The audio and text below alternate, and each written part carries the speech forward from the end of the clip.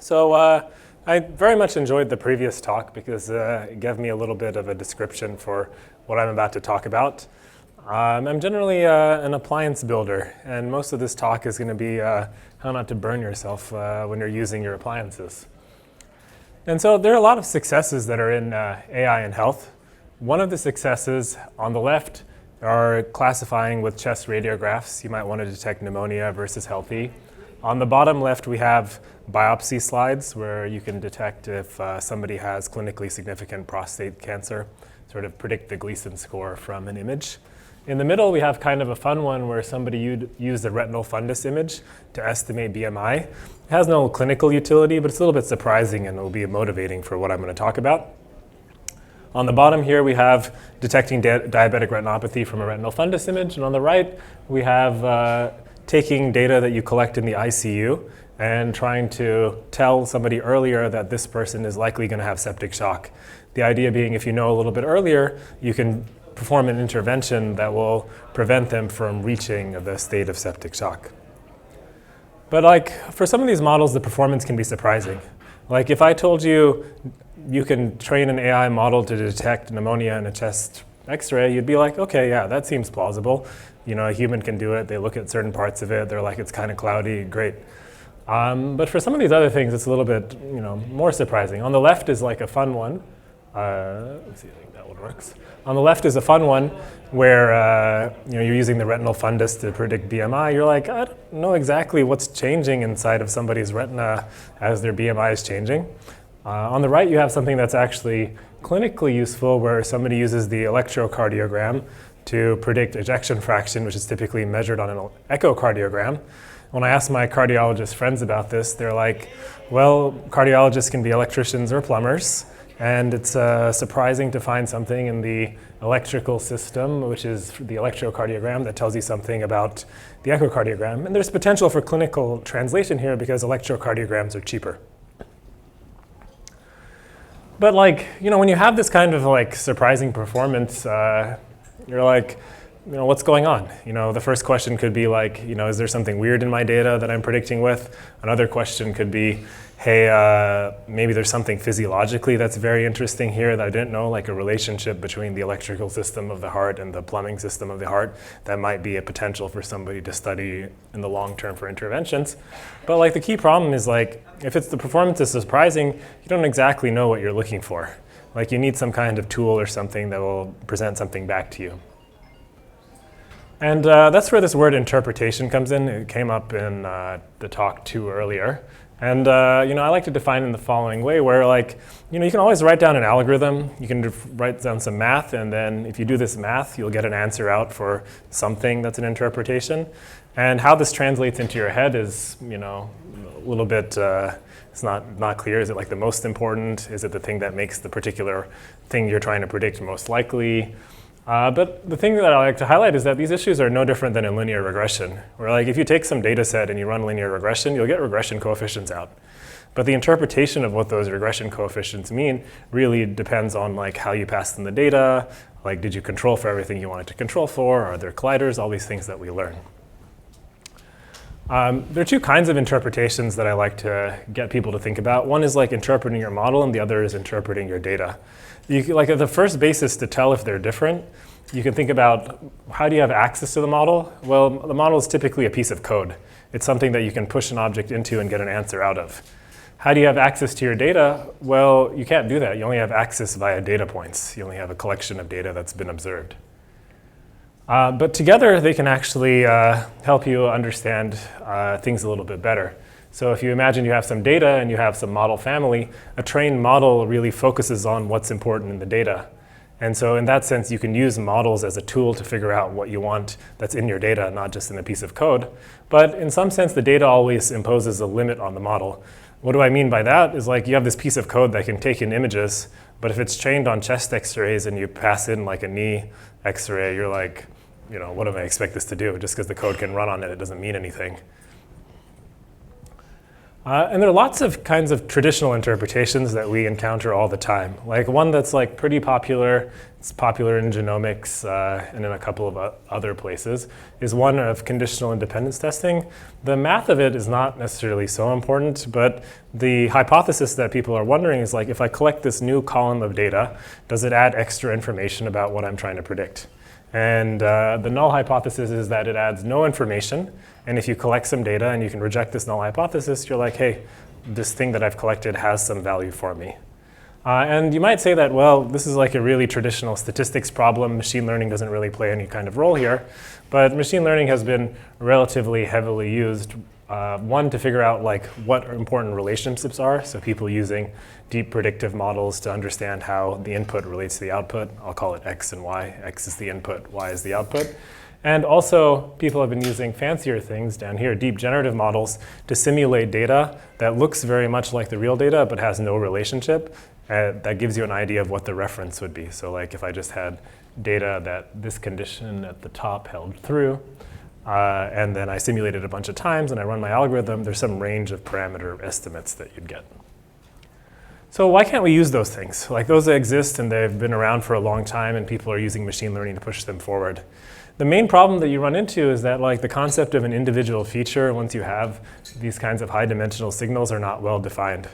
So you can imagine like your heart is really important for predicting or detecting something you care about. If you take my chest x-ray, the heart will be in one position. If I take a chest x-ray of somebody else in the room, the heart will be in like a different position. And it's going to be dependent on the person itself. You might say like, well, you can take on like a very, very, very large task of having some kind of model figure out all the different parts of each individual chest x-ray and then doing some kind of testing on top. But the figure in the previous talk of like human plus computer might be way easier is sort of what you're pushing here, because if you highlight the heart in 10 images, a human very quickly will be like, oh, that's the heart, super important. And so here's an example of use of how somebody has made interpretability like address a question that they had. And this question here was about detecting COVID-19 from chest x-rays. Very early on in the pandemic, testing was not as available. It's not as, certainly if you go back to like April or May of 2020. And so people had released a bunch of COVID positive chest x-rays. There were existing data sets that were public of COVID negative just because they were before COVID occurred. And then people trained models on them and then got like extremely high accuracy on detecting COVID. And so they're like, oh, this is great. People can go ahead and use this. Then somebody came along and used one of these interpretability tools, and I was like, you know, I'm a little suspicious of this because I'm merging data sets from two different sources. So I don't know how well like I expect this to actually generalize even in the original source, even in one of the original two sources, or to somewhere else. And you can kind of see like funny things here. I'm just going to point to it myself, where you can see that like the things that are important are like the regions above the shoulder. And you're like, you know a little bit. If you just know a little bit, you're like, I don't think that somebody's COVID-19 positive status is told by the space above their shoulders. And really what's happening here is like, you know, somebody then sees that, they're like, that's weird. They peer into the data some more. And what they eventually end up finding is that like in the data set, there's a subtle shift in the location that the shoulders are aligned. And the model is super good at figuring out like, are the shoulders high or are the shoulders low? But it's just a tool for a way that it's like interpretability gives you an idea, because it's hard to tell otherwise. You're like, my held out performance is good. Maybe you collect data from somewhere else and that might give you an idea, but within the scope of what you have, this is helpful to figure out what's going on.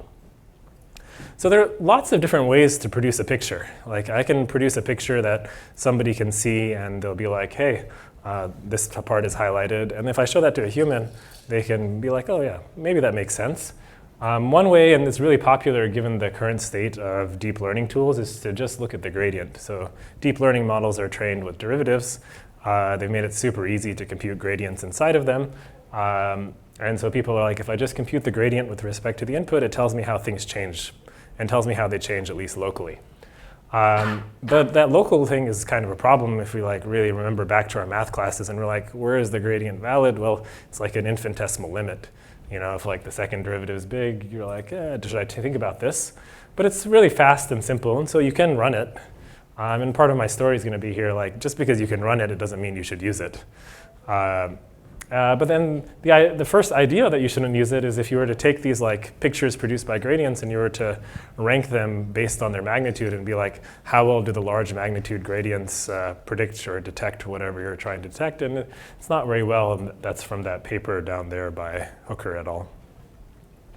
And so what you want is something like this. You want something that is like grounded in your data. You want something that's simple to follow, like it doesn't hurt your brain to think about it too much, and you want something that's relatively fast to compute. We don't want to wait around for a long time to get an answer. And one thing you might think of is like, you want like a subset of your input that has a lot of predictability. Meaning that like, if I have a chest x-ray, let me highlight a region of it, and I want to be able to like predict whatever I'm predicting, like pneumonia or not, relatively well. And that's depicted pictorially here with a little bit of math below, where you have the input on the left, a chest x-ray. Based on that chest x-ray, there's some region that's selected, which is that green region in the middle.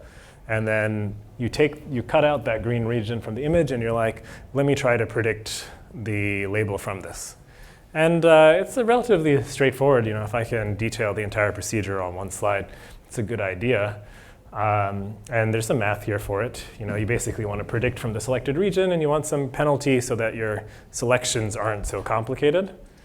But if I were to go ahead and run this on an imaging data set, it's hard to see the images on these projectors, but these are images of handwritten digits. And we ask for an explanation that only highlights a single pixel. So these dark pixels are the things that the learning to explain approaches are predicting from.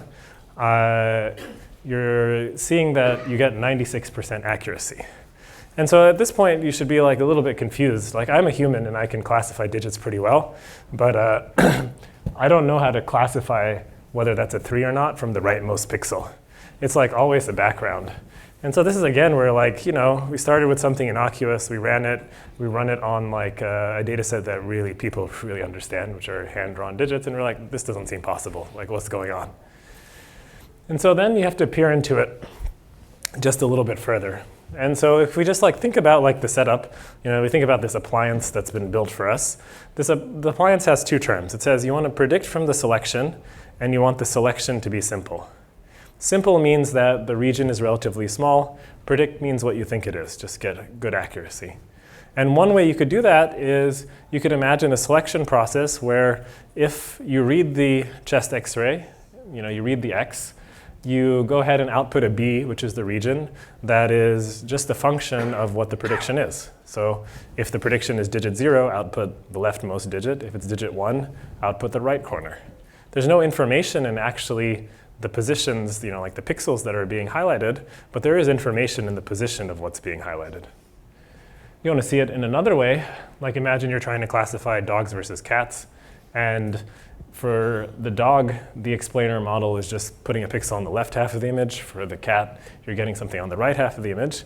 And then you ask yourself, how well can you predict? You're like, you can predict extremely well, because even though there's no relevance for what's in that little window that you're looking at, the fact that it's on the left side of your image transmits what you want about what you're predicting. And so okay, you could say this. So in words, the selector is making the prediction and just encoding it in a position. We can ask ourselves, how much information can you encode in positions? Well, if you have like a megapixel image, I have a million binary switches, and so I can encode a giant amount of information inside of it by just turning each one on and off. But the real problem is you need something that explains the selector. We've sort of just kicked the can down the road, and we've went back and we're like, hey, all the complexities inside this object that's purporting to tell us what the complexity is. And you could try to evaluate, and this is one of the lessons that I kind of want everybody to feel, is anytime you have an explanation, just because it produces a picture to you, you want to evaluate it in some way. And I'm going to say that a few more times. And you could try to evaluate it with retraining. So you take a data set that you have, you take the regions that are highlighted as important, you take the labels that you have, you train a new model to predict using just the highlighted regions. But if you were to do this, you have this data set where for cats and dogs, it would be left, right, left, right, left, right. And your labels would be cat, dog, cat, dog, cat, dog. And then it'll be kind of perfect. And so these kinds of evaluations that were developed in this paper here wouldn't particularly reveal what's going on. But they're a good idea. Another lesson to take into account is that if you have a model and this model is trained on some data, don't pass in different data and expect it to do something because it's not defined what it should do. Then you could tell me, okay, what about a human? Can a human evaluate what's going on? In the case of digits, I really I'm an expert digit classifier, and so I was like, I can really tell you what's going on there. But we have this problem here where we use the electrocardiograms to detect diabetes, new-onset diabetes. So like for somebody who has an electrocardiogram taken, we wanted to see, can you tell, at a corresponding time, will they have diabetes denoted for the first time? And on the left side, you have the performance of an ECG model. So it's just an AI model trained on the ECGs and some other basic demographic information. And it gets a performance of 0.82 for area under the curve. And then we asked some electrophysiologists, so people who are like cardiologists who specialize in the electrical system of the heart, to just do the same task. They're not trained to do it, so you don't a priori expect them to do this task well. But this is part of the problem, so they do it at about 0.58 or 0.61. So they're a lot worse. And the point of this really is like, if the expert performance is a lot worse than the machine, in like what way can you ask the experts to say like, hey, is the machine doing something right? Is it doing something reasonable? You just don't know. And in some sense, this is kind of the most important question, because when the performance is surprising, we can learn something scientifically, or we might be able to push something in terms of like debugging, like we saw in the COVID example. And so one kind of mythical evaluation that you could have is like, imagine this world where you have a model that can predict from any subset of the inputs. So this A is a subset, like a region of the image. X sub A is just highlighting it out. And the F is like predict as well as possible the label Y given that subset. And so if you can predict the label as well as possible, you know how to predict the label as well as possible given every subset, then there just becomes a clean way to evaluate. You can say, whatever explanation method that you have is going to output a subset, pass it to this mythical object, and ask for the evaluation. And if the evaluation is higher, like it predicts better, then you're like, this is a good explanation. But this is a mythical evaluation. You don't have access to this magical predict from every subset of the input. But you can approximate it really well in just a simple manner that you can implement in a few lines of code, where you try to do it with mass prediction. So rather than just training a model to predict from the input, you're going to train a model to predict from the input with randomly selected regions, where the randomly selected regions in this case are just drawn from coin flips of like little square boxes with probability 0.5. Once you have this, you can at least get to the point where when we pass in the explanations for images that we thought, for digit images that we thought were super weird, we get an accuracy that also reflects what you think is going on. Instead of 96%, it's down to 11%, which is close to chance. Okay. And another lesson of machine learning is that once you have like any kind of evaluation, you can put in a little bit of effort and you can try to optimize that evaluation. So if we know that this is a scoring function for something, then we could try to build a model on top of it and try to optimize it to become good at that scoring function. And that's all that's happening here. So one way to produce an explanation is take the scoring function that we have that takes in the real labels and then learn to be good at it. And that's what this objective is down here. And you can train it with like lots of cool modern machine learning techniques. And it passes a quantitative evaluation. So like if we're looking at the performance of the AUROC or the accuracy, it's a lot better than what we saw before. But it also passes a qualitative evaluation. So here we asked a bunch of radiologists. We're like, hey, let's show you the slices of these chest x-rays that each different method has said is important. And we're like, how informative is it about detecting cardiomegaly up at the top? The reason we pick cardiomegaly is because cardiomegaly is like relatively well defined. You need to know like somebody's chest margins. You need to know their heart margins because you want to know like how big their heart is relative to their body size. And they found that like, if you do this math and you like ground yourself in the data, that you also get like the best ranking base that a human would say. So they rank it first, as in it's almost always the one that they think is most predictable or easy to detect cardiomegaly from. But you should like press me just a little bit, because if I tell you like I'm going to do something for all kinds of subsets, I want to make a prediction that like works well for any kind of subset of input, you'll be like, that might be hard. There are a lot of subsets. If I take an image, there are a lot of ways to carve it up. And so we kind of like had the opportunity to see like how well you could do that, or like is it useful in a way in a very different setting. And this setting was for classifying based on MRIs. So the way that MRIs work is that you collect a whole bunch of data in frequency space, and then you take the inverse Fourier transform to get spatial data. So it looks like a knee, and then somebody would go around and look at this knee and be like, hey, there's a meniscus tear in there. And like one big push in MRIs for a long time has been like, if you can collect less of the frequency space data, the time that somebody spends in an MRI would be less, and things would have to be things would be a little bit faster and cheaper. And so the question that a colleague of mine who's leading this project, Sumit Chopra, who's half in computer science and radiology, asked is like, well, how well can you classify directly from the frequency space data? And my response to this was like, well, we have this really simple algorithm that will produce how well to predict from different subsets. So we could build something even simpler on top of that, which is query this algorithm on a bunch of random subsets of the input and pick the one that has the best performance. And so we did that. We're like, okay, we know how to predict from different subsets. We tried out like 50 different locations on validation data, and we're like, which one performs best? And then we go ahead and evaluate it. And we evaluate it on two tasks, one's to detect meniscus tear and the other to detect ACL sprain. On the x-axis of both of these plots, you have the acceleration factor. A 28 times acceleration factor, it means that you only collect 5% of the case-based data. There are two things that are interesting here. One is that if you force yourself to reconstruct and classify, your performance is generally worse than just classifying directly from the case space. So putting this constraint that you need to get something spatial and then hoping to classify from that probably loses a little bit in performance. The second thing is just sort of for the point that I'm making is that eval-x, in the way that training with these subsets can actually help improve your predictions.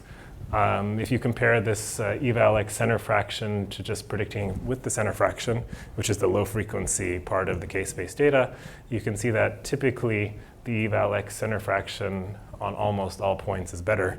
And so even though you're forcing it to do this harder task, you're not necessarily losing performance in places that you care about. There's something called a masked autoencoder, which has become popular for pre-training, which relates to this idea some. Another thing, once you have an evaluator, you have a way to score data. And so at its heart, like what does eval-x provide for each individual data point?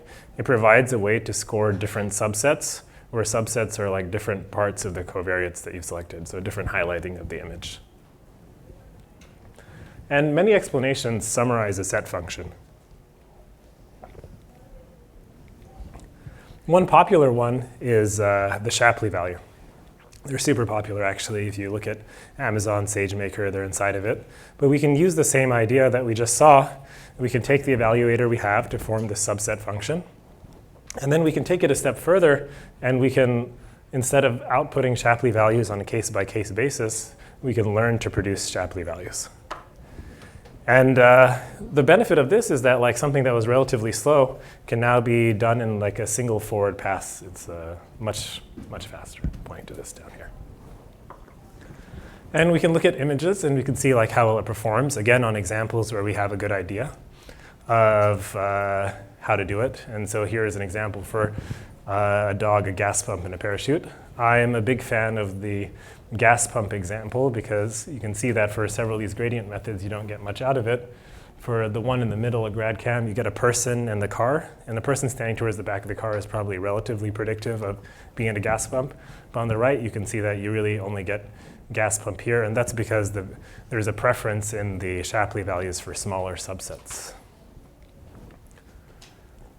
And I said it's faster, but it actually is like faster in a way that would change the way you did workflows. Fast SHAP would take 2.4 milliseconds for CFAR images, which are relatively small, while if you collected it just directly, it'd be about half a minute. You can also do this for a clinical problem. We did this on right branch bundle block, again, because it's a case where you know exactly how to classify. There are a bunch of red regions here that are harder to see, but they're highlighted here, and there's some red that's a little bit in between that you can see better on this monitor down there. And a couple of things to note is that right branch bundle block is when you have this little like, M shape in the waveform and occurs on multiple beats. But it's confirmatory in the way that like many of these methods, especially the ones that we just saw about RELEX and FastShap, are able to highlight what is the actual definitional signature for right branch bundle block. If you were to actually look at the images more carefully, you would see that there's more red here. And so RELEX doesn't clean out the middle, and SHAP and Lime will actually skip some beats more often. But like, going back to my like final point is like, is it satisfying only to look at pictures? And the answer to this is no. Like, you always got to evaluate. Like, if somebody produces the pictures just in the way you have a model and you have some held out data and you evaluate the performance, if somebody gives you an explanation, boy, you better have some kind of like held out data and some kind of evaluation for it, because it's too easy for a human to just, provide a reason for what they see. And the reason we need an explanation need an evaluation for explanations is for what we saw. Some methods fail predictability. Other methods can have unexpected failures, like this memorization that we saw in the digits example. We can't use a human to evaluate, just to review that, because many of the tasks that are the most interesting, the machine learning model outperforms even expert humans on this task. Why do we need evaluation? Well, we explained that. What makes a good evaluation? Well, a good evaluation is tied to the use case, but oftentimes you don't know what you're looking for. You don't know exactly like what my use case will be in the end, meaning like, am I doing this for debugging? Am I doing this for like scientific understanding? Am I going to do this for some experiment in the future? It's a little bit ill-defined, and so you need something that's generic, like informativeness. And you can do that in not like a complex way. You can take an input, take an explanation method. The explanation method tells you what's important in a ranking, and you can try to make a prediction based on the order of that ranking. You say, tell me the most important thing. How well can you predict? Tell me the next two most important things. And you get a little curve out, which is like an inclusion performance score that hopefully goes up as you include more things. But you can do it, and you can do it on random labels, and this is sort of like my last message for care, is that some of these approaches need a label. Like if you compute a Shapley value, it takes the label as an input, and it's like, hey, let me highlight what's there. And then if you try to pass in a random label and then predict that random label back, you're going to get performance that's like much, much better than chance. And anytime you can predict a random label better than chance, you have to be like, there's lots of concern here. And that's because these methods give you this extra degree of freedom where you can like pass something that would be errant. And you're like, does this actually matter? But imagine this case where you have this text in a discharge summary and you have patient denies chest pain. Then 1 year later, the patient has a heart attack. You then pass that label back into whatever explanation method that you have, and that explanation method wants to make the label very likely, and what you're going to get out is just chest pain. You can hide the information that contradicts what's there if you use these methods in a way that is not safe. You can get burned. You can get burned a little bit. And so we looked at several methods, and I'm just going to show you the evaluation in the interest of time. And there's a difference between the various kinds of methods. If you have these like predictability evaluations, it's not like they're all the same. In this one, things like smooth grad and int-grad don't perform well, while RELEX and grad-cam perform quite well. But like, if there is a lesson that I can tell you is that one, interpretability is useful for understanding, useful for generating hypotheses, and can help you debug, like we saw in the COVID example. But really, like, you should evaluate. Like, evalx is a good way to evaluate because it's simple to implement. But like, don't like look at a picture and be like, I really believe this picture. Make sure that picture is validated on some held out data. Then go back and look at the picture and be like, hey, I'm ready to do this. And last slide is just some references, and most of this work was done by Neil Jathani, and Mukund is actually back there. Neil is an MD PhD student who works with me. I'll take any questions if there's time.